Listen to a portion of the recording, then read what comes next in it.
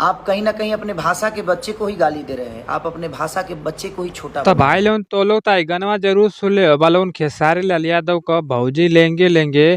तो ये गाना सुन के एक जाने जो नो कि गाना गाते लोग खेसारी लाल यादव की मतलब बेटी पर कीर्ति पर जो बहुते अश्लील और भद्दा गाना हवा। जेके खेसारी लाल यादव सुन के बहुत बढ़िया एक्शन ले वाला हम काहे से कि गाना बहुते ज्यादा अश्लील बा। आ भोजपुरी इंडस्ट्री में बहुत गंदा फैलावल जात बा। ना तो उनके बता दी तो खेसारी लाल यादव बहुत बार लाई बा कि मतलब बता भइल हम ए बार भी मतलब ई बतावल चाहत हम। खेसहरिया के बेटी के ले हमारे भाई बा। तो लोग सुन सकत हो कि गाना ही कितना खराब ह। तू ये गाना के केहू के बीच में भी सुन ना सकत हो भाई इतना आज खराब गाना ना कि अब तो लोग के का बतावल जा। ना तो लोग के बता दें कि ऐसन गाना केहू के बेटी बहन पर ना गावे के चाहिए। अगर खेसारी भैया गलत काम कइले हम तो उनके तू गाना उनकी पे गा सकत हो ना कि उनकी घर परिवार के केहू पर।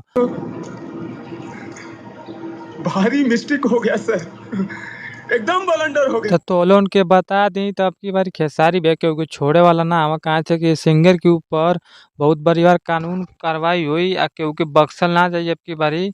हर बार की तरह खेसारी भैया की बेटी मतलब गाना बहुत शब्द सब गावेला लेकिन खेसारी भैया छोड़ देना बहुत बढ़िया सिंगर और भाई तो अपन इज्जत खातिर छोड़ देना। लेकिन अब की बारी खेसारी भैया के बख्शे वाला ना हम कहाँ से कि सोशल मीडिया बहुते ज्यादा ही वायरल होता है गाना। लेंगे लेंगे कीर्ति को लेंगे लेंगे।